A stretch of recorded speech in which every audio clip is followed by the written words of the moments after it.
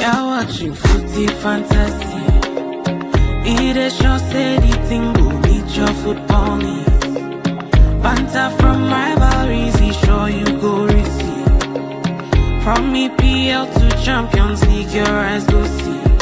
It's Footy Fantasy. You're watching Footy Fantasy. Footy Fantasy. It is your steady thing, go meet your football need. Your football need. Banter from rivalries, he sure you go receive. Sure you go receive. From EPL to Champions League, your eyes go see. Your eyes go see. It's Footy Fantasy. Footy Fantasy.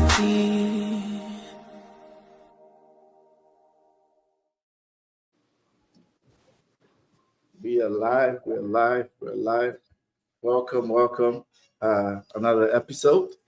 Today is usually the big one. At least I call it the social media derby. You know, it's been over 20 years of this social media derby of both teams. You know, not winning anything, just going at each other. Well, maybe 10 plus years for United, but a long time for Arsenal. Yeah. Good to be here. Glad to hear. Let me introduce the guests before I do our housekeeping. Samuel, it's been a while. It's been months, maybe a year. Last been on here. How have you been? Yeah, I've been all right, mate. It's been a while, bro. What, probably about 6-7 months now. It's been a long time. But obviously, I've been following you guys anyway, you know. I do watch a lot of the videos and all that, you know, on YouTube and stuff. So yeah, good stuff, man. Nice to come back here.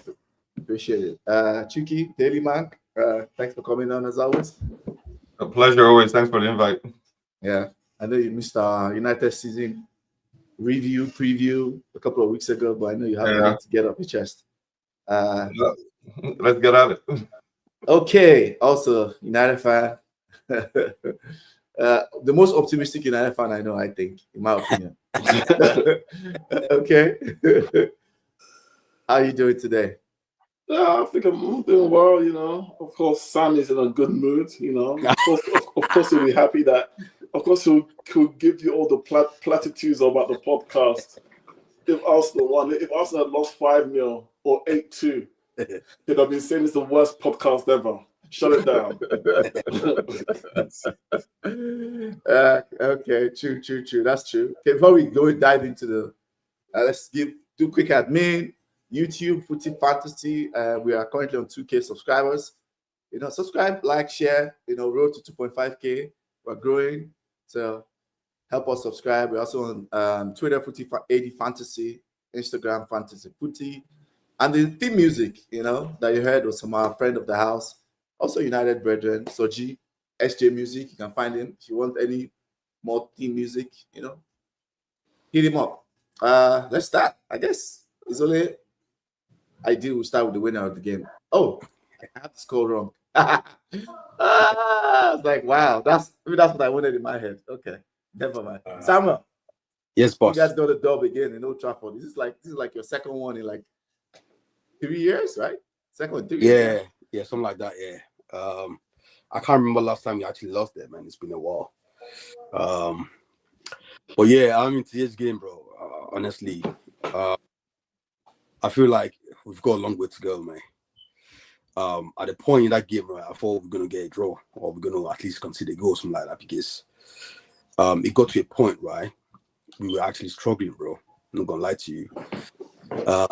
But ultimately, it's always good to get a win at Old Trafford, you know. And a win is a win any day. 3 points is all, you know, all I've always wanted. But if I have to dive into the game itself, I wasn't really impressed, to be honest with you, with how we played. You know, we made a lot of errors, bro. Way too much, a lot of errors. And I feel like, I don't know if something has been done to your pitch. It looks a lot bigger than usually is, bro. You know what I'm saying? Because I'm seeing you guys just pinging the ball from one angle to the other. I'm thinking, what is going on? How come it to be so big? But then again, right, you guys, man, you guys, when it comes to Arsenal, right, you guys can lose to MK Dons or a lower team. When it comes to Arsenal, you're always up for it. So kudos today, and you guys did well. I'm not gonna lie to you, you did really well. And I still think we, was too short in midfield anyway when it comes to Arsenal. losing Party and J2O is going to really, really affect us going forward. I'm not sure Zubi and Norgard, I'm not sure they can actually replace them both, because I don't think they're quality-wise. I don't think they're like Party or J2 and all that. So, but we'll see, But yeah, it was a good game. Wasn't really happy about the entire game, but the scoreline was good. That's all that matters anyway. Get 3 points there and just move out quickly. Just good. From an Arsenal perspective, who do you think was your, I guess, man of the match? I'd say Raya. Because he made some saves and all that. And even, he had a similar situation where, with our own goal against you guys, where your keeper couldn't punch the ball. He had a similar swing, like he had to punch and all that. That shows experience and all that. So, yeah. I'll give it to Raya, man. Aside Raya, man, I can't remember anybody playing really good. Saliba was everywhere. Gabriel did well as well too. It was alright. Saka was awful, bro. Odegaard, oh my god, I've never seen Odegaard play that bad, man. He was terrible, bro. He was kept really giving the ball away. Yeah, kept giving the ball away. Bro, he couldn't even control the ball properly. Yeah. Do you know what I'm saying? And there's certain points in the game where we had about 3-on-2 or 4-on-3 or whatever. Mate, just pass the ball, man. He's trying to take them on. I'm thinking to myself, man, mate, you're out of form. Just pass the ball quickly and keep it moving. Do you know what I mean? But he was awful today, man. He was terrible today. But yeah, like I said, the most important thing is just 3 points, and Raya was good today as well too. And also remember, he made a save as well too with Mbomo. That was going in, bro. That was a good save as well. So yeah, I'll give it to Raya, man. Okay, agreed. Chucky, where was this game lost for United, despite the good performance, obvious good performance? Yeah, that's a lot. We have to unpack a lot there. Where was it lost? I think it was lost basically everywhere at United. Let me start with, since I was just starting negatively, I'm going to answer the question. I'm not dodging it, but let me just start with like an overall view. If you're a Manchester United fan and you're happy and you felt good about what you saw on the pitch, and and at the end of the whistle, there's good reason to be, because you have to compare what people's expectations were coming to the game, where people probably thought we would just get steamrolled by our Arsenal, being legit title contenders since they finished second twice in a row, versus where we finished last season 15th and had like a totally different season. So because the nuclear holocaust didn't happen, and on top of that, United just dominated an Arsenal team that basically sleepwalked into Old Trafford. It could be just start of the season. They're not clicking yet. They are blunt, whatever the case might be. And it looks like once that mistake goal went in, they just kind of come back, because all the stats, the 3 shots versus 7, the possession 62% at Old Trafford versus the 38%. And they passed the ball. Arsenal have passed into 296 passes versus 476. Look at the delta in that volume. And I think that is probably what's projecting onto United fans, why they took something from the match. But other than that, and also expected goals and all these new fancy stats, XG, I think it was 1 point something for United and abysmal for Arsenal. But it looks like Arsenal just gave up doing anything once that goal went in. Yeah, they just stopped doing anything of any note. And I would give up too if you see what Gorkers was doing for them. Like, he wasn't. It was a rough intro, but I'll get to that. We'll talk about that later. It was a rough intro for him. So where did we lose? We lost because we kept on doing the things with Jim from last season. Nothing has changed. You can feel good all you want to, but United is at par. Right now we're at 15th, almost where we finished last season. We also played a London team that was probably in their worst form ever. Yeah. Just like when we played the Spurs in that final. That was probably the worst Spurs team in probably 2 decades. And we couldn't score. Same thing with Arsenal. This is as bad and as sleepwalking an Arsenal performance you probably ever see. And we weren't able to at least get a point from it. right? We weren't able to score. So what went wrong? What went wrong was like we don't have the total orchestration yet. We don't have a great midfield. We're playing into our weaknesses versus our strengths. Bruno is playing one phase back from where he's the most effective. Why? Because we have two signings in Cunha and Mbemo, which they were both solid. But we knew this. We know they're triers. We know they're runners, right? We know this. Cunha looks like Cunha in Wolves. Mbemo looks like the Mbemo in Brentford, right? They haven't. There's no surprise there, right? So we've exchanged the brutality of Bruno, bringing him to a position that he's not great at, doesn't have the discipline for, in more central, right? And led to the goal. It led to the corner kick, led to the goal, right? This is true. Yeah, this is true because he lost position in the box, because that's not what happens when you're in a deeper position playing adjacent to Casemiro, right? And these two players, they will do something. They will bring aggression. They will bring robustness. They'll be pushed around. They'll probably score a few goals. But is that a fair trade-off with Bruno versus take £100 million from Saudi and invest in a midfielder that can carry the ball, that's press resistant? Now that you've decided to, it's like this coach is caught in two minds, right? Bruno is Portuguese. I understand his alliance there, but you've now bought two players in these two number 10 roles, and you've decided Bruno, who's probably the ultimate number 10 player in the whole league, maybe in the whole of Europe, and you bought into a center midfield where he's ineffective, will hurt the team more than he will help the team. Doesn't make sense. He made the same mistake in the final against Spurs, right? Trying to squeeze in too many players. He also likes Mason Mount, that Chelsea has discarded. He's a useful player. Here's the warning to United. Feel good, but don't fall into the trap of feeling good, because this feeling good is what middle teams feel like when they play title contenders. It's like, at least we did something. At least we ran.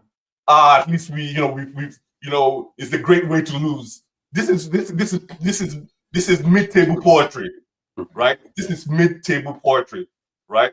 That, oh, look at our stats. We're all over them. We eclipse them in every single numerical metric that you can actually check, and that is true. But we did not win the game, so we're living happy. But Sammy and Arsenal are leaving with 3 points. And the game is the table is a mathematical table. Yeah. There's no feelings, there's no metric for feelings. It's about how many points you can gather. So we are exactly where we were after all the spending.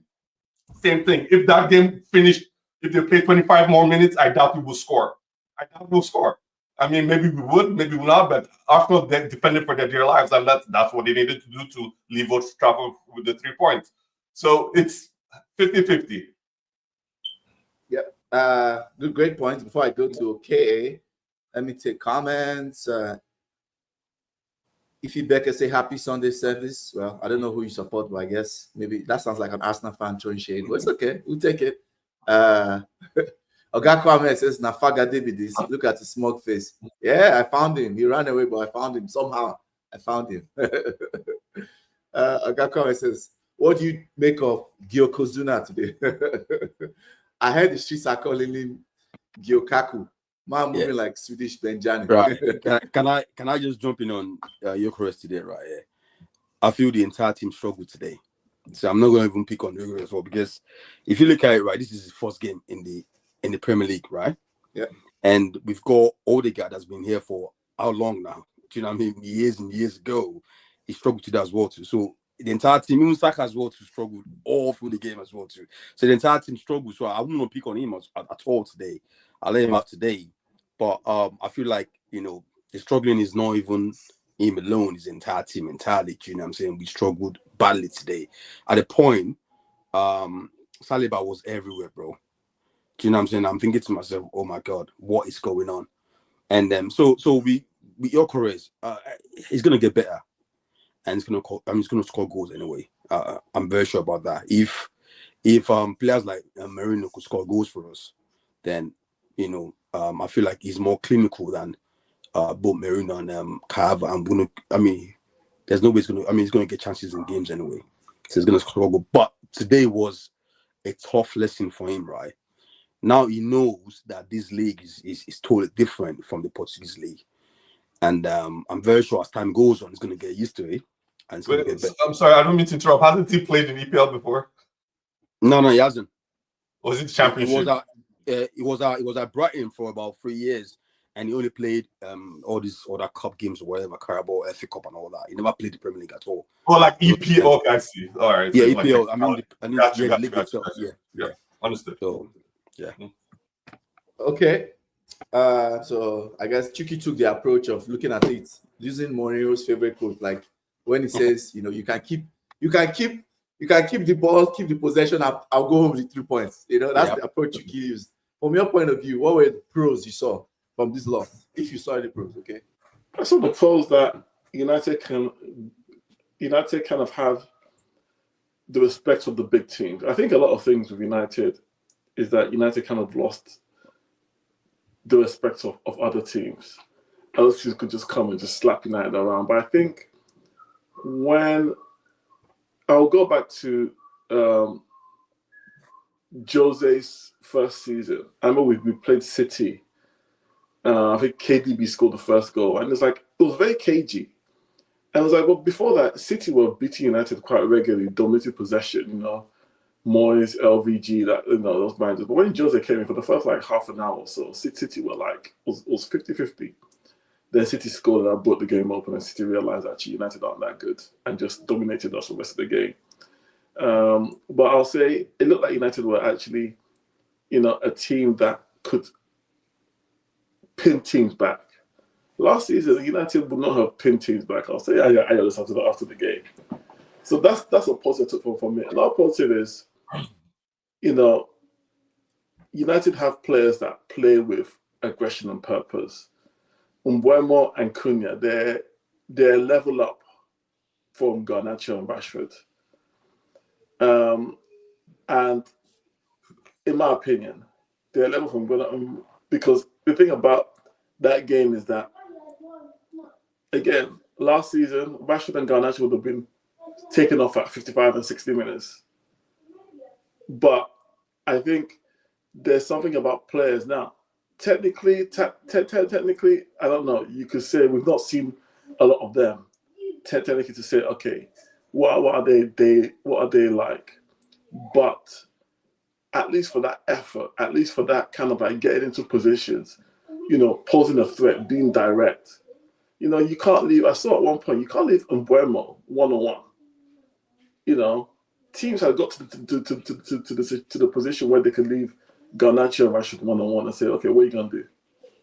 They can't do that with Mbeumo. They can't do that with Ahmad. They can't do that with Cunha. So, clearly, those players are respected. I think this game also showed, okay, against teams in the bottom half, we should beat those teams in the bottom half. And it's not every signing that has to be, from a top team. Remember when United signed Ashley Young? A lot of fans were scratching their heads. Ashley Young, why? But Ashley Young, for that first season, he scored a lot of goals against the bottom teams. He won a lot of penalties.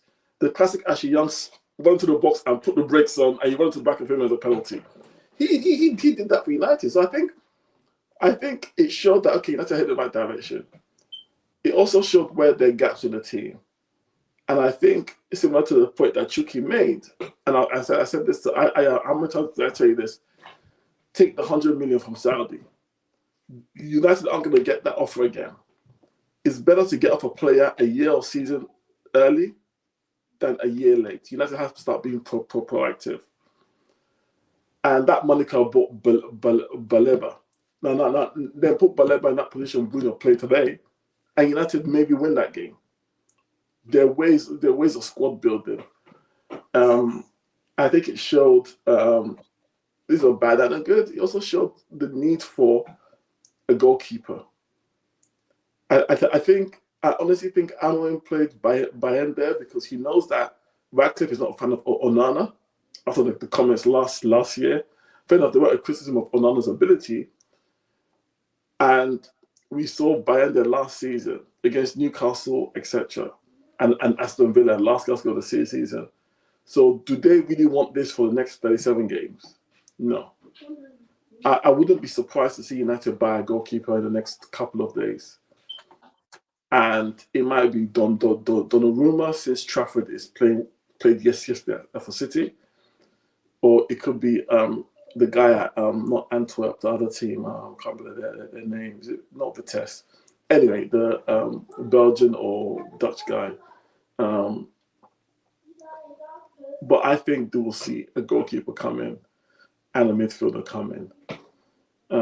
But yeah, I was encouraged. I will say I was encouraged. I wasn't a fan of the lineup. Mason Mount was Ayo's boy. Mason Mount being played as a false nine, but then, you know, from what I read, I missed the first half and part of the second half. But from what I read is that United were playing some kind of diamond 4-4-2. You guys will have to tell me, because in the second half it looked like, you know, it's quite fluid anyway. But I didn't really pay attention to our formation because United kind of like gung ho a little bit. But if that's the case, it also shows that Amorim is now being tactically flexible. No, could I just step in just so sure. you don't have like false representation of it was like a bunch of false. It was a 0 in front because crossings going and there'll be no one there. Like Dorgo will run, do an overlap, and there will be literally nobody to cross it to. Right, so there wasn't a spare point. It wasn't anything like that. So there wasn't like a 2. The 2 were more receded, like more like a false 9. Mount even played more back, almost in line with Bruno. So what formation would you say it was? What was it closest to? It was a variation of 3-something, like just like 88, 3-something-0. You know. Okay. So yeah. So yeah, I'm saying, you know what, I'll take positives. Obviously, it's too small a sample size. Oh, yeah. We need to see how United perform against Fulham. That's going to be a tough game, but you know, we'll see how United perform. I think this team is built to counter press and counter attack. Can I just chip in quickly? Okay, sorry about that. Yeah, sure. What I'm thinking, right, that the little tweak Amorim should have made, right, for me personally, I think he should have played Acuna in Mason Mount's position, play a striker up top, either Sesko or what's his name, the other guy. Yeah, and play Ahmad, because when Ahmad came on, right, it's a threat. Oh my God, he was just all over the place, bro. He was taking that players on every time. Yeah, so I felt like. But do you think he did that because their legs were tired? You know, I think if you do that all game, it will take its toll. But bringing in Ahmad came in the 50-something minutes, so he wasn't about tired legs. And I totally agree with Sammy. And some of the things you said, okay, are kind of touch and go. Most of them are not. I don't think they're based in like actual fact. But we're here to give opinions. So facts don't matter. Ahmad is the way he moves to the ball is almost comparable to the kind of energy you get with a Garnacho, who normally replace him, or Rashford. So bringing Rashford and Garnacho is going to be a big discussion. I just say just wait to 10 games and look at the actual numbers and see what they produce, rather than just being, you know, just using feeling to say something. Rashford and Garnacho have performed in a team as very intensive with, you know, major spotlight fans, expectations. You know, and they perform to a certain level. Remo and Konya haven't had that yet. You know, I know they produce numbers in raw terms, but the issue is when they're in the United system, how impactful will they be at the end of the day? Not today, at the end, like give it 10, 12 games. What would be the but the question is, what are the positives from today? So that's the answer I'm giving. That's what I'm answering. So those are the positives that I took. I think you said they were a step up from Rashford and Garnacho. I was like, yeah, it's way too. Hey, listen, that's my opinion. Yeah, no, cool. I gave you your opinion. I'm like, yeah, you have the right to your opinion. I'm just saying, in the actual fact, we should wait to a few games and see what the actual output is, other than, you know, emotional output, like real output. This is emotional. This is from watching Garnacho and Rashford for a lot of last season and the season before, and watching how they performed and their energy and effort in the big games. And I can say, so you think unless you want to tell me one big game. Thank you. I'll agree with that 100%. Yeah. unless you will tell me one big game that you saw in the last 18 months that you saw their output in terms of effort-wise, I can't remember one. I mean, most United fans think, Sam, let me laugh because Sam is here, so I don't have to, he can, say yes or no. Most United fans, wouldn't they tell you that the season would have been so different if Garnacho's goals stood against Arsenal, right? Like, these are players that produce in big games. Rashford produces in specifically big games, right? They might take off against Wolves and, or Fulham or whatever, but these are players with X factors. Like, I'm not saying Cunha and Mbeumo aren't. Which ones? Which big game? Name them. And there's a chart. I mean, you can just Google the most Rashford goals. They are mostly against the top 6. Most of Rashford goals are normally versus the top 6. 100%. It's out there. Yeah. Against then Arsenal, is against Man City, social media figure that is aligned with United that even works for United. Man. Listen, you've made the claim, so I want you to back the claim up. This is not a claim. You can check it. I'm not going to do your homework for you. You don't. I'm not going to check it. You check it. You can't make the claim. It's a factual claim. I can't make it up. I can't make it up. And one other thing is that the Bruno thing is this. I said, yes, United should take the 100 million only because Amorim is deciding to do this. If Bruno is playing where every manager has played him, I'm not saying he's by far United's most elite player, right? But if you're going to do him like this, take the money. No, I think that if somebody offers 100 million for 31 going off a 2-year-old, any top manager in any sport, forgetting soccer, NFL, baseball, whatever, you take it. Every manager would have taken it. Every top manager, every top team. If a team offered 100 million for KDB 3 years ago, City are taking the money.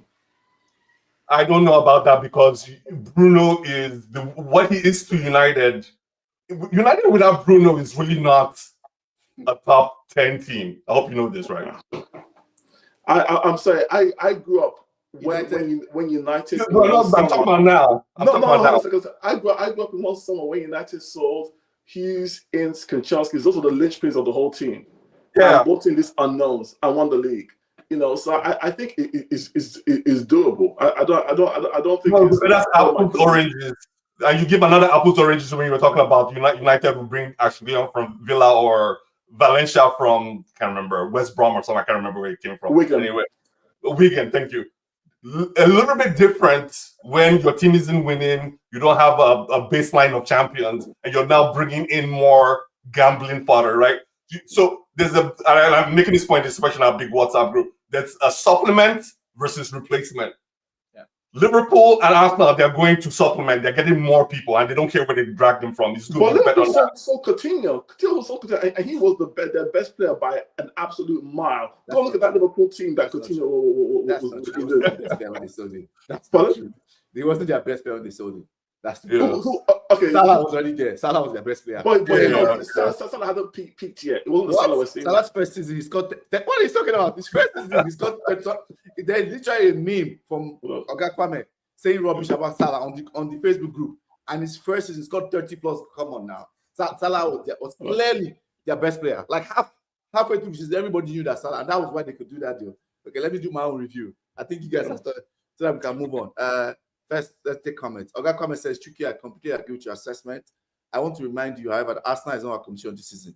If today's performance is our flaw, then we can beat mid-table teams. Football doesn't work like that.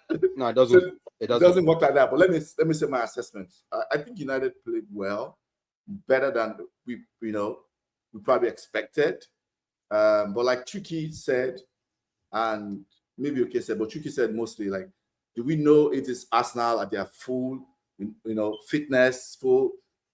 Probably not. Like their pressing looked really off today. Like Arsenal, normally their pressing is one of the best in the league. I didn't see their press really work. They look sluggish, but hey, you play what's in front of you. So we did well. Yeah. But I still think we didn't create clear-cut chances. We had maybe one or two. They were mostly half like chances, and I also think how much should have started. Like go for it. What do you get to lose? if you go for it. If you had gone for it from the beginning, I felt like in the first half, Arsenal gave us more space on that right-hand side. And the ball was, where was the ball falling to? It was falling to Dalot. Imagine that ball was falling to an attacker who actually knows how to cause problems. So I think that was the first, problem. Number two, the set piece. I think I have to talk about this thing. I've been crying out about the set piece issue since I'm on the Okay knows that. Most people that know me know that. And the reason why is because we had a set piece coach. And I said in one of our chats, Amorim came in, they pushed that he doesn't need him. They fired the set piece coach. He said he has his own guys. And we literally went considerably worse. We're not good under ETH, but we're getting better from the season prior. Amorim came in and we went considerably worse. We were like bottom 3 in set pieces considered. During this preseason, I mean, I didn't watch all the games, but like most of the analysis and our chat, our United chat, everybody just complain about set. I think we considered the goal against Fiorentina set pieces too. And then the first game of the season, we considered set pieces. In the same manner, I think we considered like 2 or 3 goals like this last season. We considered one against Arsenal like this when they pin our goalkeeper. I remember this. We considered against Wolves like this. We considered against Tottenham like this. Like, who is going to talk about the set pieces? It's not just player issue. Our organization. You think it was Bayern's fault, though? You said what? You think it was our keeper's fault, Bayern there? A little bit, yeah. but the key fault there is why are we letting our keeper get pinned? Arsenal have been doing this for 3 years. My goodness, where's the match analysis? Where's the scouting? Don't you do opposition scouting anymore? They've been doing this for 3 years. This is not a surprise. Yep. Ben White was doing this like 3 years ago. This is their MO. If I know this, come on, Amorim, an analyst, you should know this. And they go and put Mason Mount. Mason Mount is going to block Saliba, really? When you have Dogu, you have physical guys there. You have Delete. You are putting Mason Mount to block Saliba. And imagine if he started, just like Simon said, imagine if he started Sheshko there. 6'5" with leaps. Yeah. So here you go, Sam. You get the point. Easily could have been like just like the Chelsea Crystal Palace. It does you like 0-0 draw. Like, oh, both teams try. One team defended, one team created a lot, but hey, what? I would have been fine with it. But now you've thrown away 3 points.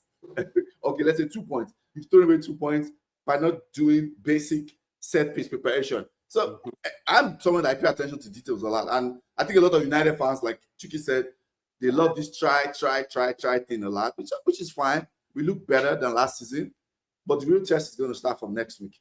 From an Arsenal perspective, I think they got away with 1, but I don't expect them to be this bad going forward. I know Sammy has concerns about their midfield. Yeah.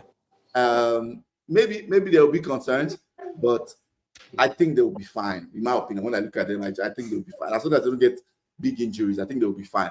Now, will they be fine enough to win the league? That's a different conversation, but I think they'll be fine to finish top 2, top 3. That's what I think. Can I say a word about Gyökeres since Sammy brought him up? Okay. So Gyökeres looked like a donkey today, I'm not gonna lie. I mean, it was a tough day for him. I think that baptism of the EPL league. I know he was in England at some point. I didn't know he had actually played an EPL game before.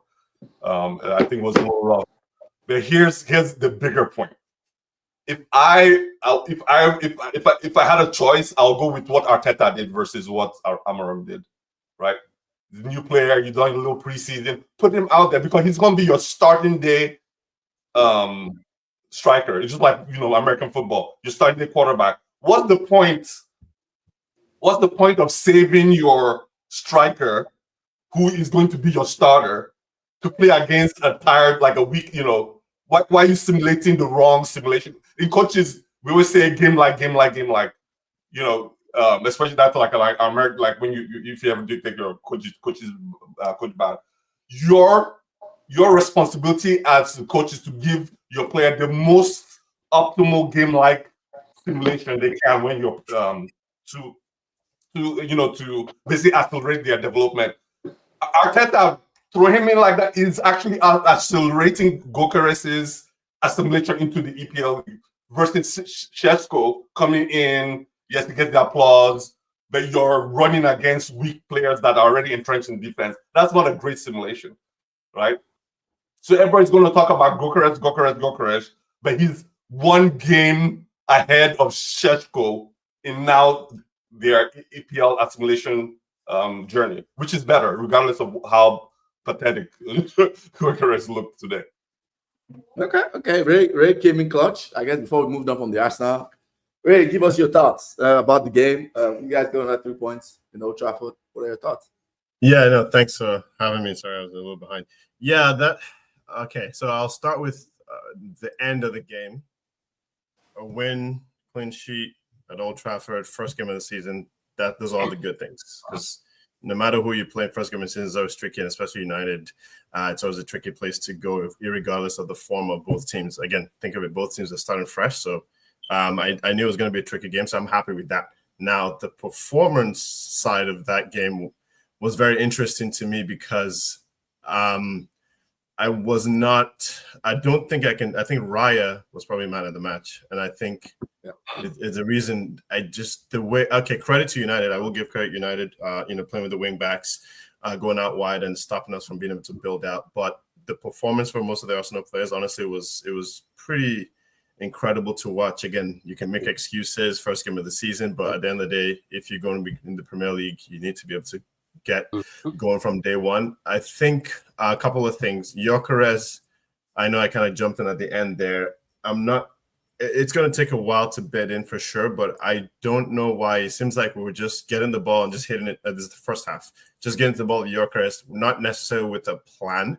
It was get the ball to Gyökeres and see what it does with it. There's too many times you get the ball to him, is out in the corner with 3 players. He can't dribble. That's not his skill set. We know, everybody knows that. And there was no Arsenal player near to even give him an outlet or something, which was interesting. So I don't know if it was a matter of just getting him used to defending in the league, but it was very odd to watch. And of course, now the stats are going to be like, oh, Gyökeres, he can't dribble. But if you actually watch the game from a technical standpoint, I'm not sure why that was the case. So, and it wasn't necessarily that he was off. He was still working hard. And then so many times to Odegaard has the ball, again, first half mostly, breakaway, and he just holds onto the ball for like 3, 4, 5 touches. You could have either Saka or given to Gyökeres, who would be running behind the defender, which is his skill set, and then he loses the ball. We transition, and then we're like, what's going on? So there's a couple of, I know I'm kind of all over the place there. So I would give Gyökeres his benefit, because we're literally not playing to strength. So, I mean, banter, we can talk about all that, but really that was just, they just wasted the guy out there. Overall, at the end of the day, again, the 3 points, I'm okay with that. But I told someone after this, I hope that's our worst performance of the season, because I'm not taking away from United. I think United is actually going to be pretty good. And I think if they could get their finishing boots a bit better, which I think they will, as they gel together, they could have easily tied that game, maybe even beat us. Not in terms of they're better, but in terms of the chances that we gave them, because there's just too much transition for my liking for that game. So yeah, that's my overall. So again, happy with the W, and I hope that's our worst performance, and I hope it's going to only be better from now. And then left wing, Martinelli is not the guy. Please just get me somebody, please. Like, it's please. Like, I like the guy, but just don't. Yeah. So anyways, this is my immediate thoughts. Okay, good one. This is a good way to wrap it up in a bow. That's a good summary. Right. So let me just quickly chip in right here. Chicky, right? I know you want to get on Gyökeres and all that, but bro, just allow him, bro. Do you know what I'm saying? Like I said to you earlier, right? The entire team was rubbish today. I'm not gonna lie to you. Do you know what I'm saying? We all struggled today. And if you look at Gyökeres, right, this is his first game of the season, right? It's probably in the league as well too. And if you're gonna compare him to players like Odegaard, that struggled as well too. Do you know what I'm saying? You can't really compare them. Do you know what I'm saying? So I know people are gonna get on him anyway for that, but I just feel like, come on, that's a bit unfair. Do you know what I'm saying? Because the entire team struggled today. I'm not gonna lie to you. Even at the point, Saliba was everywhere as well too. Do you know what I'm saying? So you're just gonna look at it and say, well, let's give him a bit more games and see what's gonna do. But yeah, that's about on Gyökeres for me anyway. Yeah, that's it. Okay, we're gonna do combined 11 for the season, and just because I don't want to spend 1 hour, because if you allow each person to do their each combined 11, we're going to be here for too long. So what we're going to do instead is all of us are going to pick a combined 11, if that makes sense. Together, we're going to pick it together. Each person different positions. That's what we're going to do. And I'll start with the keeper. And anytime we have like a tie, whoever we choose, everybody choose their own player, whatever. I'll be the tiebreaker. I'll try to be neutral. I know I'm in a United jersey, but I'll be neutral for sure. I'll use numbers, whatever. I'll choose the formation to make it simple. I think with the 4-3-3, that's the most common formation in the Premier League. Arsenal finished ahead of us, so they're the better team. We'll choose their formation. Let's start with goalkeeper. Sammy, who's your goalkeeper? I'll go Raya, man. You know what I'm saying? It's just Raya. Any objections from Chiki, Ray? I think that's an easy one. Easy peasy, bro. Yeah. No objections. Okay. I thought was about to say something, very, very interesting there. Banana. Chucky, who's our right back for this combined 11? It has to be White for me. I mean, because Dalo. I don't know if I have to explain that one. It's White for me. Okay. Any objections? I see raise eyebrow. Yeah. So just to clarify, for the season or for the game? For the season. That's what. Okay, season. Okay. I would go Timber, man. I'll go Timber as well. Yeah. Okay. Oh, I thought it was for the game. That's what it's very important. Okay. Yeah, Timber didn't come to later. So okay, if it's season, then Timber makes sense, I guess. Timber is fine. Okay. Wow. Just not Dalo. This is going to be a nasty one. It's looking like it's not. This is the last one. All last night 11. I'm already getting mad already. Thinking of that. I'm ready. Okay. Choose your first center back.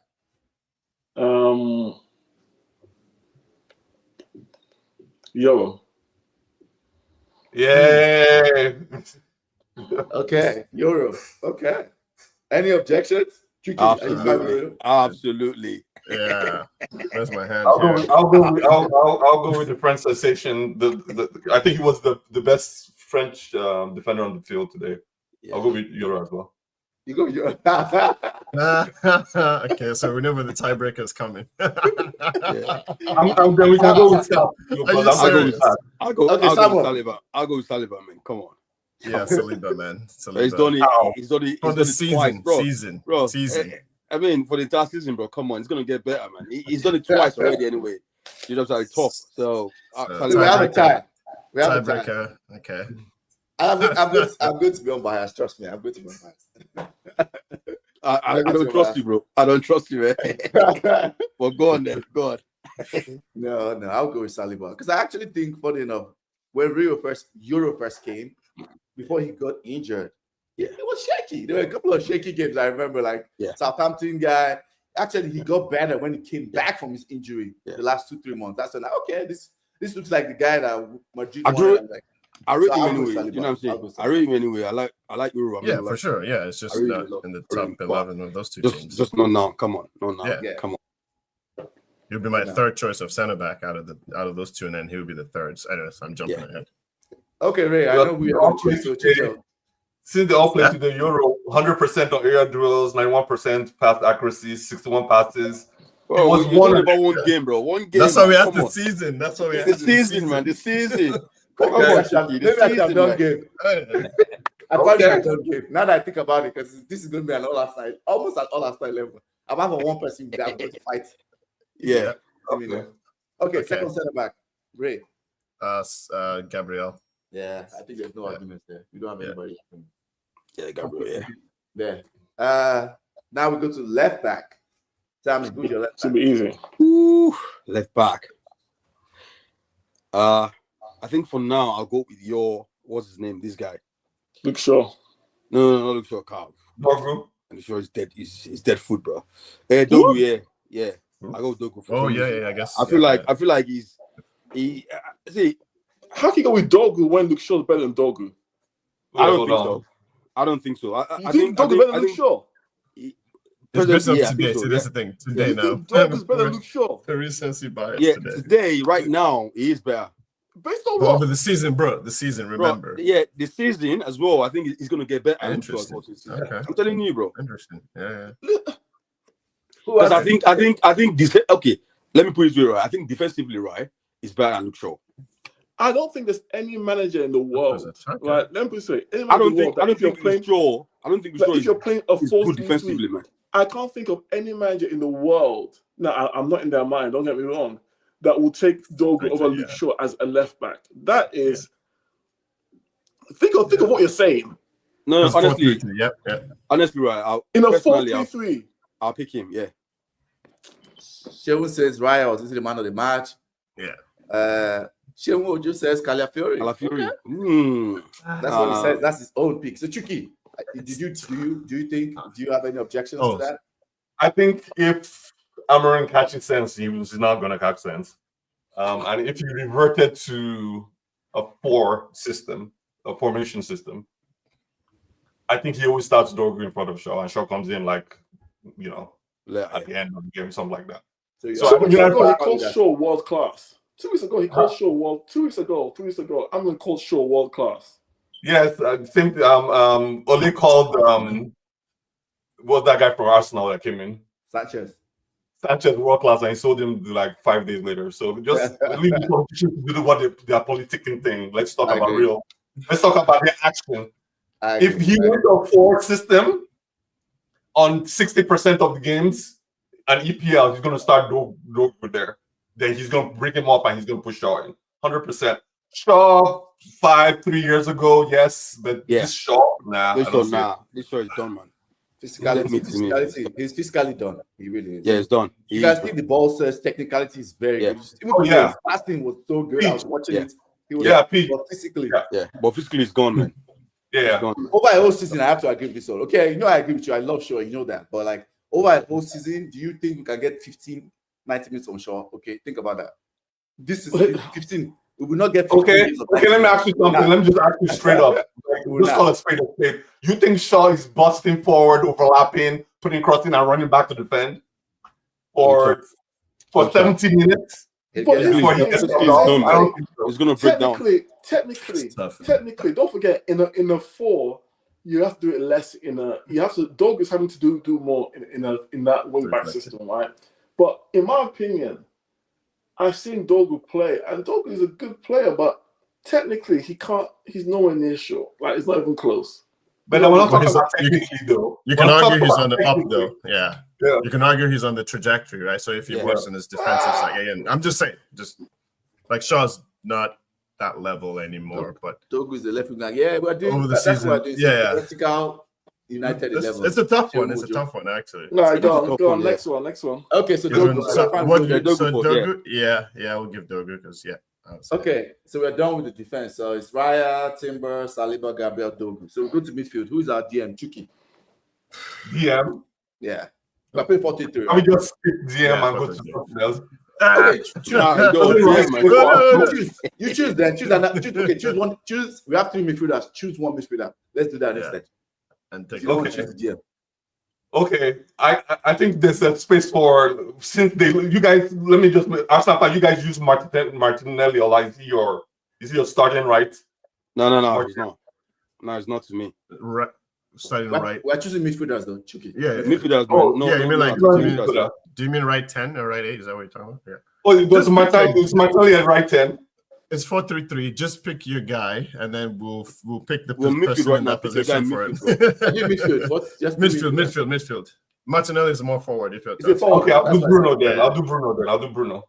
Okay, so Bruno. Yeah. Any arguments there? No. I mean,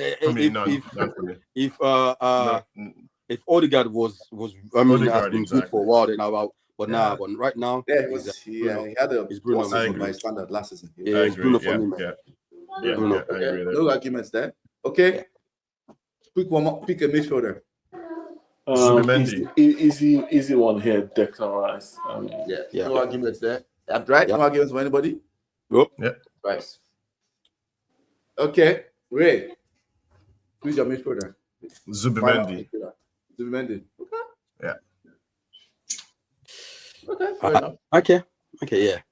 I'll go as well. Interesting. Over Zubimendi, over. I guess who? Marino. Options. You guys. Nah, it's over. Oh, I see. Oh, yeah, over Marino. Yeah, over Marino. Yeah, because of the position. Now that we've picked Rice and those, other people. Fair enough. Yeah, I'll say Zubimendi.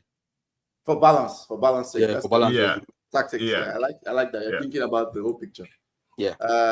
Let's see what the other person that's commented along with us say. Chewo is an Arsenal fan, by the way. If you didn't know, DM is no competition. Zubimendi next. Correct, guys. Right, Zubi and Bruno. Yeah, that's exactly what we picked. Yeah. So let's go to our forward line. Samuel, who do you want to start with in the 4-3? Obviously, my on the right wing, yeah, I'll start Saka, Starboy. Yeah. I feel like today is a bit tough for him. He had a tough game today, but Because the funny thing about he had Saka a is proper tough game he today. typically gets advantage over Shaw. Like Saka, Shaw typically. I think in fact I've seen an interview when they were putting England together, and Shaw said like the winger he doesn't like playing against Saka. I think surprised because Dogu was also helping Shaw today. It was doubling him. That stopped him, right? Because it was like a double on him and all that. But naturally, Saka will always take on Shaw any day, any time, anyway. But he struggled today a little bit. But I feel like and the season is gonna be Saka anyway. So Saka, to be fair, Saka was triple teamed. Yeah, there you go. Shaw, Dogo, and Mount. Mount, yeah. So he didn't see any issue today. On a side note, Arsenal need to figure that out because this is what promises last season. This double team, triple team, they need to figure it out. That's the left wing position. This is like it's so obvious. I mean, I keep personally. I think I'll blame Odegaard for that anyway. Yep, that's a good point. Whenever I get the ball, he's always going there every time. And now every team knows this. That's our our main point. So he needs to try and switch right to the other side and just try and go somewhere else and leave Saka alone for a while. Just let him be. Because I feel like whenever he gets the ball, he's always there. Saka every time. He's getting triple team. At least two people should be open somehow.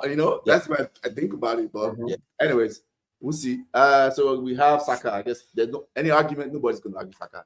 Let's just move on. I mean, tricky. Yeah. I mean, I guess I don't know what formation this season team is. I mean, I'm mad if given the chance, Don't ever say anything bad about Saka to Ayo. Over Saka. Come on, Ayo believes that Saka is probably the best player that's ever played football. Come on. I don't think that. Let's move on. I just threw that out there. Let's move on. It's all good. Yeah, no problem. So I think it's Chucky next. Who? It's my turn. Okay, so let's see. So you've done Saka, which is on the left, on your right side. Down the middle. Down the middle. This is the one I like. I love it because we have no basis for currency. I love it. Okay. Down the middle. Let's see. I would say, I'll if I was going to bet the rent or the mortgage, right? If I was going to bet the rent or the mortgage, I would have to go with, man, that guy was a clown show today, though. So, Gyökeres has proven he can do volume. Yeah. But he's proven it in a far worse league. Let me finish. Go ahead. But he's done it in a league that is like you have to put the tax on it, right? You have to put the air tax on it, right? I think I've seen both of them. I like Šeško's physique better, just as a specimen. Yeah. I think he's leaner. I think he's taller. I think he feels more athletic, right? But I don't know what coaches call player action. So basically, what players like, what will a player do given in a split decision? What action would they take? I think Gyökeres might be a little bit more seasoned there, right? Yeah. So the athleticism I'll give to Šeško. Gyökeres looks like he might need to go to the gym and trim down a little bit or whatever. He looks like he's approaching the Lukaku, spectrum of things when it comes to the way he's built, right? So I'll say just because of technique, I'll give it to Gyökeres for now. Like very slight edge, just because of historical data, nothing else, right? Šeško we haven't seen, I don't know, but I think there's high potential. But if I was the physical coach I would like, Gyökeres, you need to come to the gym, you need to do something, you need to slim down a little bit, lose some bulk, something. Right, it surprised me when I saw him. Right, he looked like a Fulham player rather than an Arsenal player. Right, so anyway, that's me. Any objections? Okay, any objection? Okay. I actually agree with that. Everything you said, I actually agree with it. I'd say it edges to Gyökeres, but then the funny thing is, if we sign Sesko, I would probably say Sesko. but I agree. It's because again, there's a reason the team was Tata wanted Sesko, and I mean that's a rumor at least, and then the rest of the club wanted Exactly. Gyökeres. So I would agree. I'm not fully okay. So let me clarify. So in terms of who's going to have a better season, in Sanchez is always saying, right, individually for out of those two, right, it's kind of what how we put it in this. So it's tough, man, but yeah, I just won't keep talking. I agree with you. It's very close because Sesko is a baller, and we just haven't seen it yet. So everything you said, I don't have anything else to add to it. I mean, me personally, right? Yeah, I don't know what you guys see in Sesko, man. To be honest with you guys, man. Okay. No. Honestly, because I look at him, right? Yeah. To me personally, I don't really rate the German league that much, really, to be honest with you, because I feel like it's not a league that, I mean, as a striker, you should be scoring way more than 13 goals this season, bro. I got played over 30-something games. He scored 13 goals in the league, bro. And the striker, 21 games overall, though. 21 games overall. Let's not shave. Bro, he scored 13 league goals. That's what I'm saying to you, bro. He was hurt. That is nothing. Do you know what I'm saying? And if you look at Gyökeres right here, he scored goals, right, season after season, right, for Sporting, and even before he even left for Sporting, right, at what's called Coventry, he scored over 20 goals, double season as well too. So you can say he's a big constant when it comes to scoring goals and all that. So Sesko to me, right, it probably, I mean, on the long run, right, he'll probably get better, and become a very, very top striker, but he's just 21. Do you know what I'm saying? He's 21, and I feel like this season, Gyökeres is gonna be a lot better than him because he's more matured. Do you know what I'm saying? He's more clinical than him as well too when it comes to scoring goals and all that. So personally, I'll give it to Gyökeres for now this season. Okay. And also as well too, the way we play as well too, he's gonna get chances, bro. He's gonna get chances, lots of it.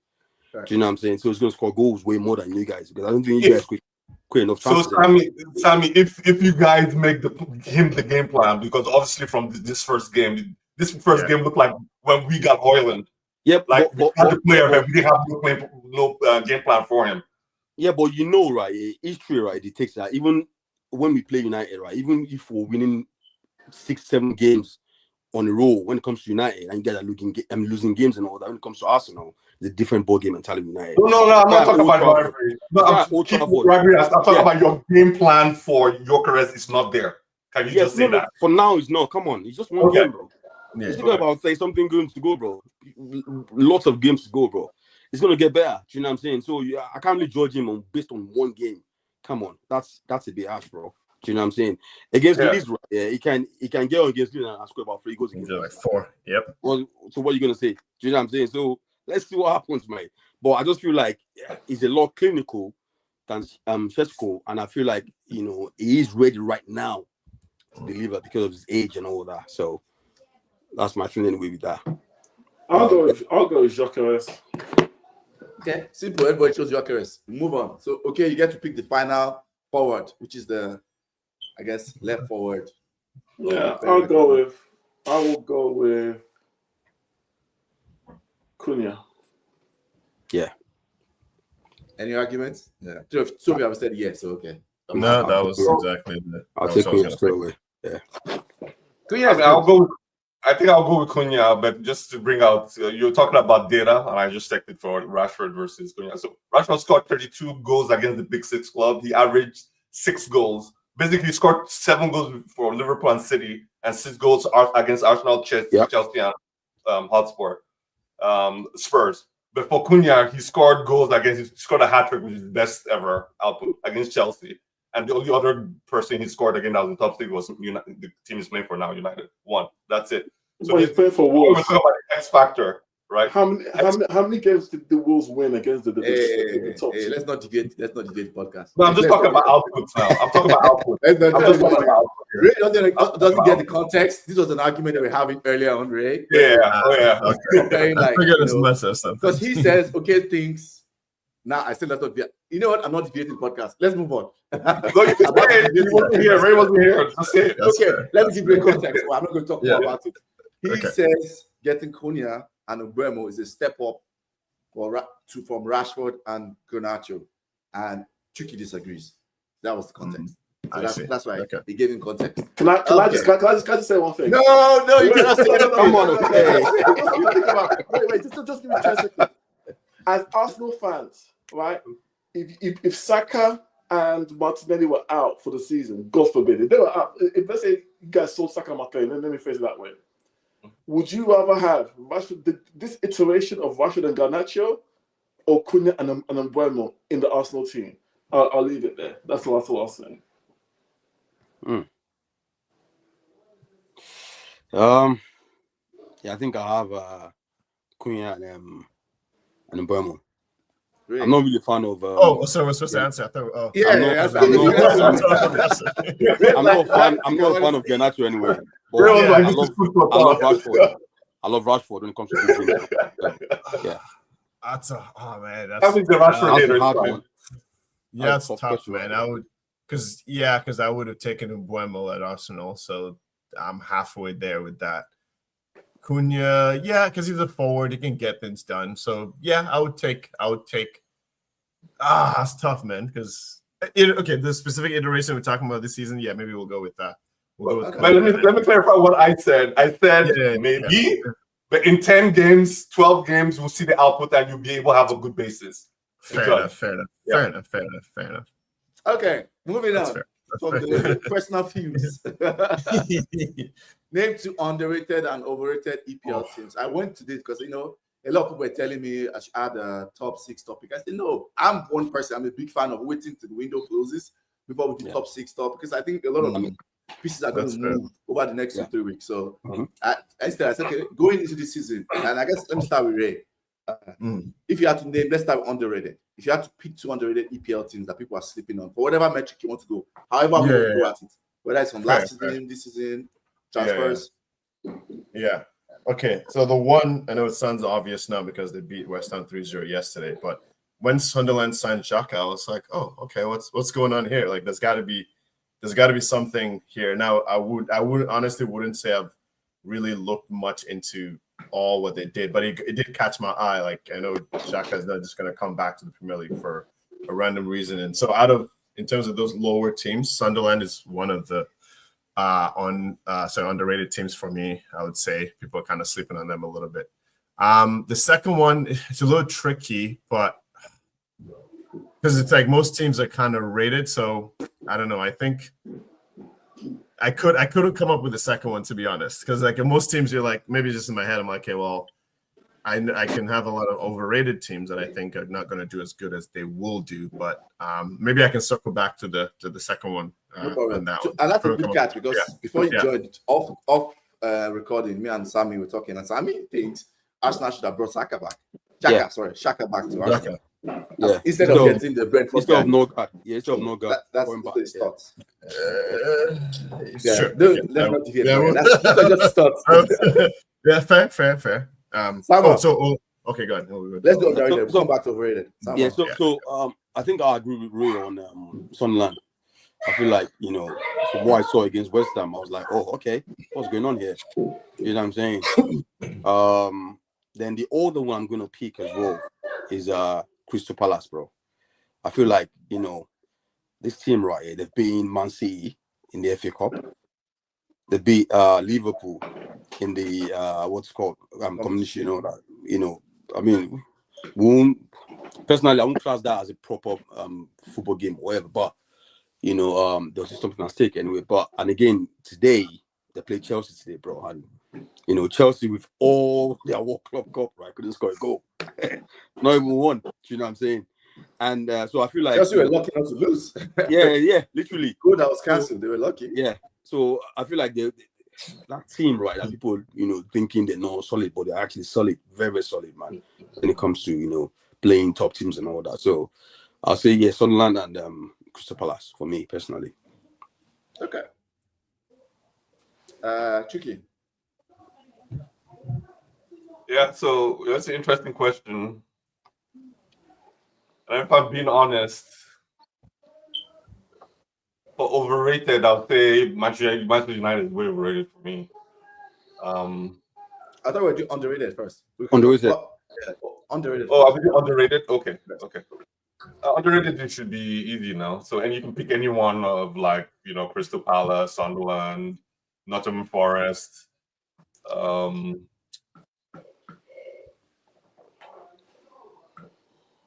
I'll go with Forest because someone can come in and we get this every season, like a flash in the pan. They'll do like 4 or 5 games and wow everybody. And when it comes in, when the fight comes, then everyone just kind of start receding towards their normal average. But Nottingham Forest have been building slowly, and I think they've been making good decisions. I think they have good team spirit. I think they'll surprise quite a few people with their stability this year. Maybe I'm wrong. Maybe they all fall by my wayside. But I right now is a feeling. I think Nottingham Forest will do. They have a good striker in Chris Wood. I think that's kind of what Arsenal is trying to get, like a Chris Wood in Yorkers. The Wood has performed in both leagues now, both the Championship and the EPL. So I think they're on good footing. I think they're underrated. A lot of people don't talk about them. Elanga's there. They have Henderson. That's the Henderson team, right? Am I getting it right or wrong? No, Elanga left. No, Elanga's moved. Elanga's moved to the left. Elanga's moved to Yeah, Newcastle. Yeah. Okay, but they have Elanga. I think the point I'm making is that their recruit. I've been impressed with their recruiting. They've been picking the low hanging fruit and picking good cherries, and I think that continues this season. Okay.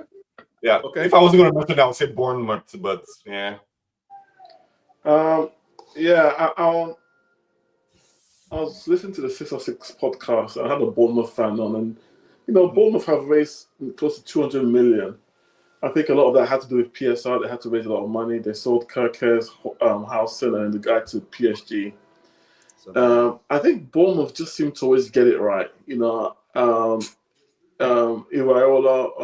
I think he's a good coach. I was impressed with him against Liverpool. I think Semenyo is going to be, he's probably going to be the next player on the move next year. I think Bournemouth are 1. Sunderland, I think it's too early. I think there's, one result. We don't know how good or bad West Ham are. West Ham may just be relegation West Ham from, 8 years ago, whenever that was, it got relegated. But I think I will go for Everton. I think Everton are just slowly building. And, sometimes I'll go onto BBC Sport and I say, "Oh, Everton have signed this new player," and they just seem to just be, like a duck. They just seem like they're cruising, but under the water, they're moving their feet as fast as possible. So I think, or geese or duck or geese, yeah. So I think Everton, Anthony Gordon, I think he's going to score like 10, 15 goals. I like that they're number 10, who I think was going to play off he played off the left last season. What's his name? Not Ndoye, the other guy. Ndoye. Yeah, really skillful.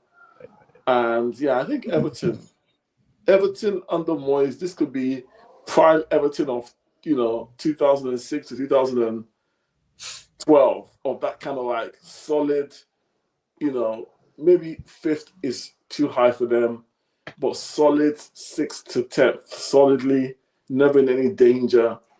But then we know what happens after that. The Everton fans will say they want more, and then round that cycle they go. Well, hopefully they don't, but yeah. So I think Everton and Bournemouth. I think Bournemouth have money to spend, and I think they're gonna spend it wisely, and I think Bournemouth are gonna have a good season from what I saw against Liverpool. Okay. I'll say mine. I think Palace. I agree with Palace. I think Palace finished European places, so maybe that's a hot take. But yeah, that's. Well, I didn't say Palace. Sorry. I didn't say Palace because by the end of the window, Eze can move, Mateta can move, Wharton can move, and Gahey can move. And if even if just 3 of the 4 of those players move, and Palace don't replace them, then Palace, could be in trouble. But Well, I couldn't say Palace, but I think it's, it's sorry, go on. Okay. The second one, I think, in my opinion, and this is not even a hot take. I think Spurs are going to do well this season. I think they have a way better manager who understands that a lot of the EPL, right? You have to prioritize set pieces. If you're a team that's trying to like nick points here and there, and Brentford were the ones that started this whole, in the Premier League, the set pieces revolution like 5, 6, 7 years ago that other teams started adopting. So I think they're going to do, and they're going to win a lot of games with that. I also think that they were also due to actually perform well, just because I think Spurs lost a lot of games last season by like 1-0, like very close games, a lot of very close games last season. So I think they're just going to be better as a unit, especially if they get I think actually get Savinho over the line. I think Savinho is a very, very even easy as well. Yeah, easy. Okay, yeah. I heard about that. Savinho is not already negotiating. Like if they get Savinho over the line, I think they're going to like. I think they could finish. They could finish like fifth. Spurs is a good shout. Their recruitment is also very, very good as well. Yeah. I think that they've made good decisions over the past couple of windows now. Yeah. Ray, let's go to overrated. Okay, yeah. Overrated. I would say the two teams that played out that draw yesterday, to me, Aston Villa and Newcastle. Again, because it's a hot take. Overrated because they've built everything so far to get themselves to where they are now. Newcastle, they got the Champions League. There's this whole Isak situation. I don't know how they're going to sort it out after if he does go to Liverpool. So I think that's going to, in fact, affect them a little bit. So I would say out of where you pull all those things, I would say Aston Villa, again, Unai Emery, we've seen it before. You're hot, it's all good. And then it starts to sort of go back to a 6th, 7th, 8th sort of placing. So it's a hot take, but I think Aston Villa and Newcastle are not going to hit the heights that they both have hit the last 2 years. And yeah, something like Spurs coming to 5th would definitely knock the positions, one of them down, even further down. And I think United's also going to be up a little as well. So yeah, those are my two overrated, again, relative to expectations of what they've done so far. I would say they're not going to hit those, and the fans would be pretty disappointed this season. Okay, that's a good shout. Let me take comments before it goes away. Sharon says, I think he was talking about Sunderland. I think he said Chelsea. I think he said this comment that Chelsea are underrated. If they can be consistent, but I'm going to come back to that. I have a very big hot take about Chelsea. But Xhaka is not a very good 6. Oh, God. Okay, fair enough. I think that was the response to Sammy saying, bringing Xhaka back. Palace, if they lose Asia and Gay, will struggle. I can see that. Former 2 key players, Liverpool, PSG and Madrid, that shows how good the team they are. Sports, the way you do sports things, it's in their blood. Okay. Tommy, which teams do you think are overrated? I think Newcastle and Aston Villa as well, yeah. Because I feel like Newcastle, right, yeah, they lost. They haven't actually lost him anyway. Isak, they've got an issue with Isak right now. It looks so blunt, so so average without him. So if you look at that, right, if you're losing just one player, and you look that bad, then I feel like they're just way overrated to me. And if you look at them as well too, they're saying games, right, that when they go into those games, they want to show the big teams that they're kind of good. But when they play average teams and all that, they tend to struggle as well too. So I feel like they're just overrated, man. And also Aston Villa as well too. For some reason, I don't know. I just don't like Aston Villa. Honestly, I've got a personal view for them. My big Aston Villa. Is it Aston Villa or Unai Emery? Sammy, bro. Okay. I think it's Unai Emery actually. Interesting. Yeah, a lot of after have this Unai Emery agenda. Yeah. I don't know why. I actually don't mind Unai Emery. Sorry to cut you off, but I think Aston Villa just started to piss me off for some reason. We're rivals. Like since when? Yeah, so it's more the fans than me. But when did that happen? You know what I'm saying? Yeah, so I just don't like them, man. So I feel like both of them, right? Yeah, they're kind of overrated, man. I feel like this season is gonna be tough for them anyway. Because I think Aston Villa they'll probably play Europa League, I think, or is it Conference League or whatever. I don't know what league they're gonna play. And I think Newcastle as well they'll play Champions League, so they're both gonna struggle there anyway. But the both of them, not for me, man. Overrated, bro. 100%. Okay. Yeah. I already said like my pick. Oh, United. Okay. Yeah, because there's a lot of expectations on United now. A lot of like I'm watching the media and they're like, it's a great window. I mean, it's still okay here telling saying that it's a step up.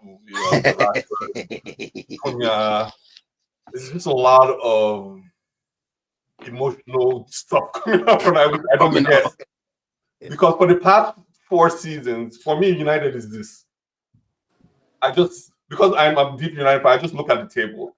It's simple. It's like a pump. It's either positive pressure or negative pressure. Right now, United is back where they have always been, a negative goal difference. And it's like we've never, ever escaped this orbit of negative goal difference. Everyone understands if you're watching the pod, the negative goal difference is basically you score more than you concede, you have positive goal difference. Like this goal production, on top of the hype, right? We ride this hype machine. Sesko is fine, right? But it's the same issue with Højlund. It's a young striker you hope starts climbing up their trajectory to from high potential to actually performing. Why are we gambling on that when you need somebody like you have a Victor Osimhen that is literally a generator of goals, right? I'm talking to not just United and Arsenal. Why not just get someone like that and just know you're at rest? It's a known quantity. You can just do what you need to do. But a lot of United fans are like hoping that we will. Some of them are thinking top 4. Some of them are thinking top 6.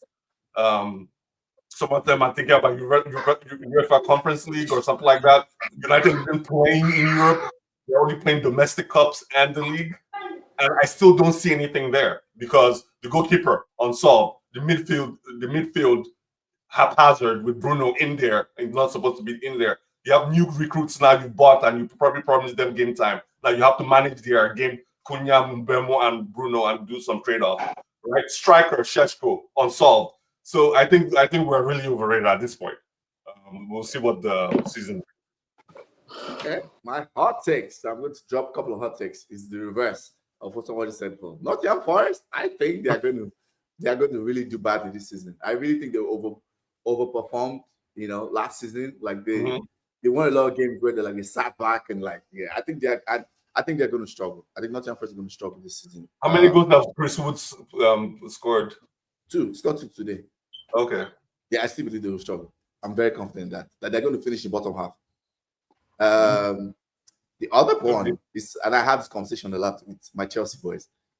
I think Chelsea is overrated. And I know this feels like a hot take, and I'm going to tell you why I think that Chelsea changed their whole forward line, right, this season. And when I say overrated, I think Chelsea will come forward. I'm not saying they are going to, but I would not be shocked if they fall into Europa League places this season. This is why I say so.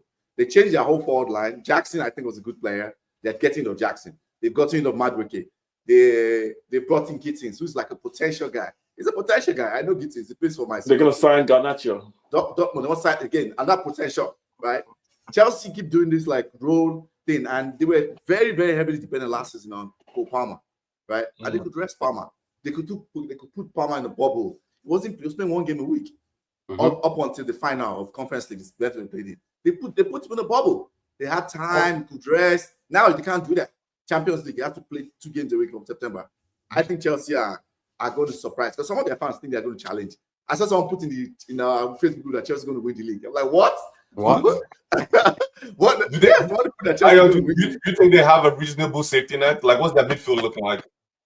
They have what's his name? Enzo Fernandez. They have Caicedo.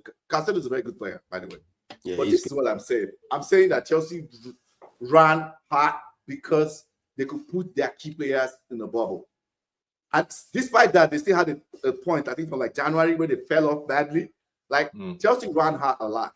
But when it gets to 2 games a week, Chelsea are going to struggle. Because I think they changed so much that they don't let the team blend together. Yeah, Every season they're doing 3-4 players, bringing in 4 players. They're just changing things too much. Yeah, we're just letting everything sit and let's just mesh together. Ayo, I think I kind of share your take on that as well too, because I feel like the Club World Cup as well is going to affect them a little bit, because they literally came back into preseason, well, probably like a week and a half ago or so. Yeah. And I feel like when it gets to the middle of season, they're probably going to fade up as well too. Do you know what I'm saying? Because they'll be tired.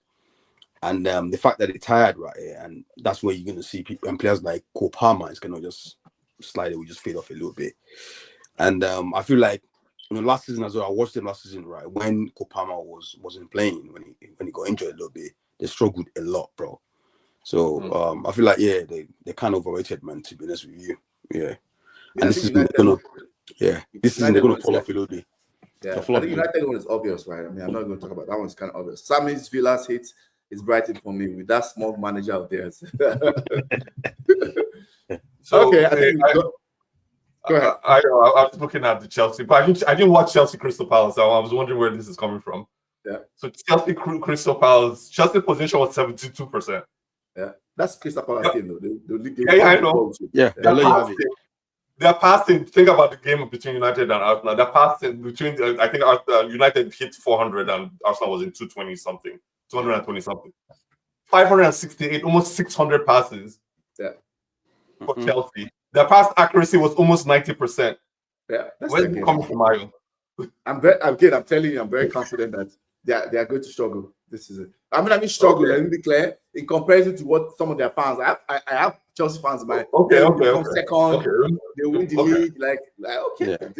Chelsea.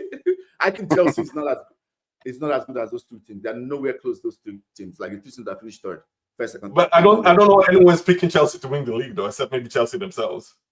Like so they're overrated. Yeah. Okay. So their fans, they're overrated. Yeah, that's what I mean. Okay, we go to the last section as well. We've run for almost an hour and a half now. Kudos and donkey of the week. I'll kick this one off. My kudos. I'll start with kudos. Goes to Semenyo. Not necessarily for the goals, because now those 2 goals were good goals, but just because I'm not one of those people that think somebody needs to like prove racist wrong, after being called racist. Like I'm not in that space, like, because I feel like nobody needs to prove themselves. Like, oh, he gave it to them by scoring goals. Like even if he had a terrible game, nobody deserves to be. And I like the way he handled it, even though because it would have been in his right if he decides to walk off and be like, yep, we're not playing this game, and his whole team. I like the way he handled it in the sense that he did not get too emotional. And if he got emotional and got mad, clearly it is right. I like the way he made it a thing, and everybody like stood for him, and like everybody, it became like a signal for everybody to like, hey, the game should not be like this, that, and so. Just because I give my kudos of the week, because I mean, if that was me, I'm walking off. Like, I mean, I'm not trying to do the whole, let's find the high road. No, I'm walking off. So I'll give him kudos for that. That's just my personal kudos. Who wants to go? I'll go. I'll do kudos. I'll do donkey. Amorim. You give him kudos? Kudos, yeah.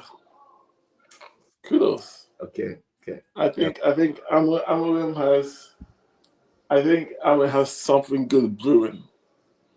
My kudos of the week goes to Ruben. So listen at home.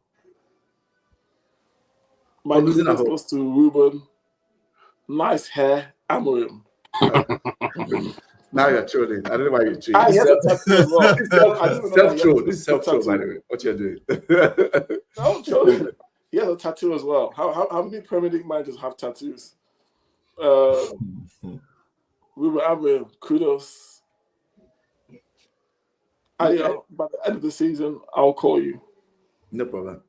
You can. I'll be happy to be wrong. Samuel. Let me go. Right.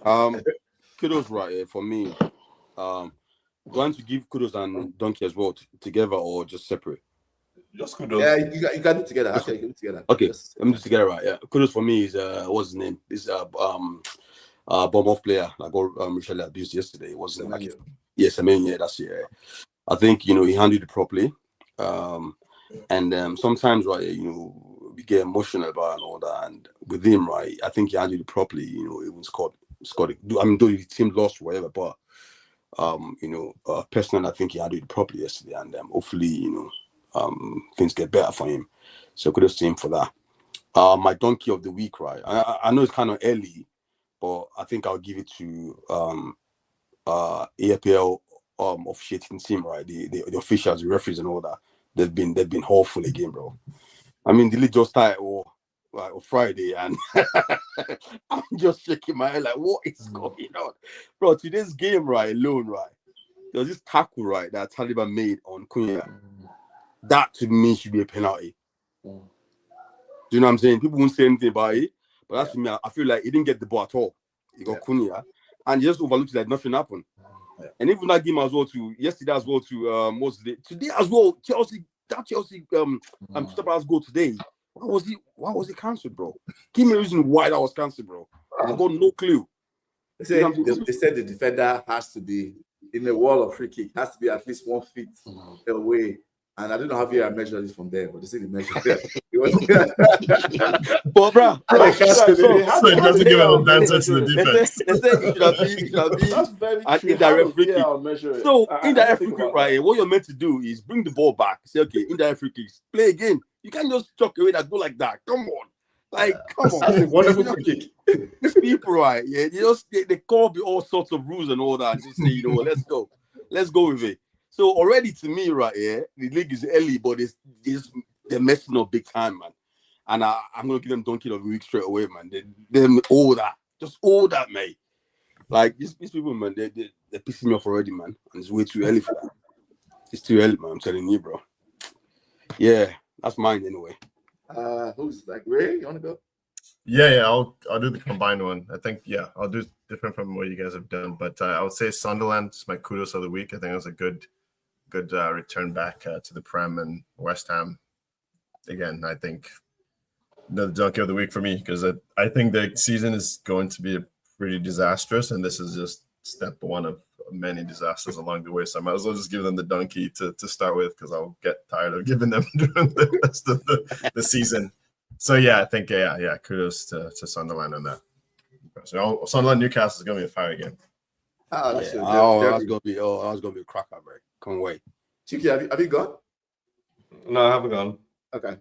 So I think I'll do the Semenyo thing, which I'm glad that you guys mentioned him. It was a good individual performance. One thing about the racism thing is, at the end of the day, he's a professional, he's an athlete. He's paid to do a job. I think somebody said something. I don't know if it was the one individual. I think that individual was taken care of. It wasn't like, it was the whole stadium on him, like Jackie Robinson. I think this league can go slide into, just being a Manchester United fan, we can slide into the spectrum of being so super woke on everything, right? At the end of the day, this is a man at his job. He had a problem with one person, right? And he handled himself well. So good job. I think he did a great job there. I think that's so. Since a lot of people have mentioned Semenyo, I'll give it to just the Spurs attacking duo of Richarlison and Kudos. And just, I think they did well. I think you talk about like coming into the league, starting in a new team and just kind of connecting. Richarlison's goal, his second goal especially, I think both his goals were just peach, but the second one was like as delicious as his World Cup goal he scored. Really great. So I'll give that kudos there. For Donkey, the Premiership management for referees and officials. I mean, because it's so early in the league and there's no one else to pick on, to be fair. There's no real donkey, to be fair. So just I look at the administrators and say that, encourage them to sharpen the implementation, especially like this new rule. Samuel already talked about the free kick debacle. I'm not going to say anything. It was ridiculous. The only thing I'll talk about is this implementation of the 8 second, 8 second. Yeah. It looks like they haven't had enough thought around that and how that looks like, what a violation of rule might look like, and other mitigating factors there, like players around there, how players should react. I think Gokeres was was given a talking to about encroachment or something like that. I don't know. Yeah, it didn't make sense to me. Like, I don't know what he was supposed to be doing. In youth soccer, there's something called a build-out line.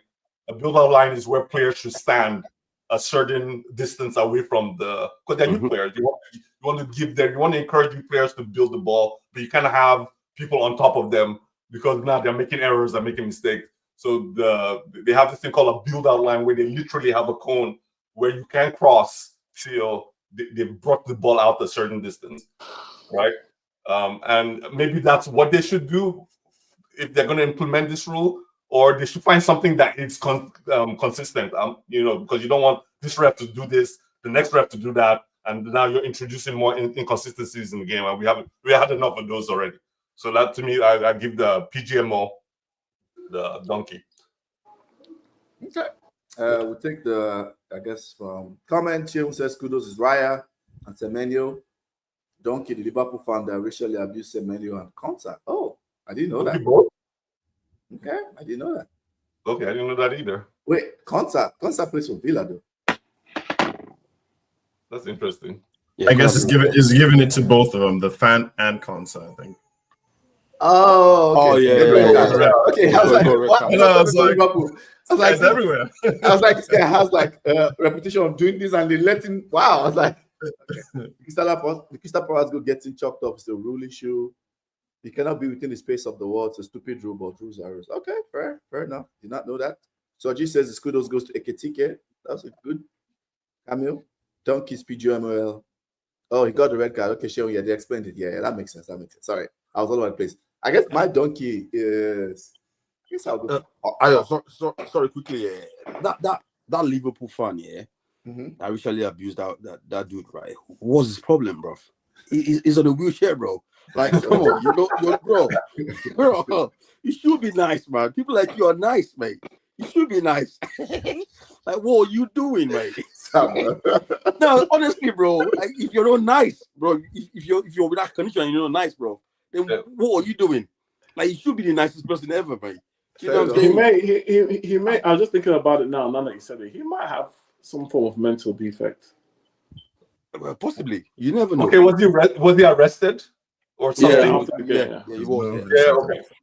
He was taken away, but he was arrested.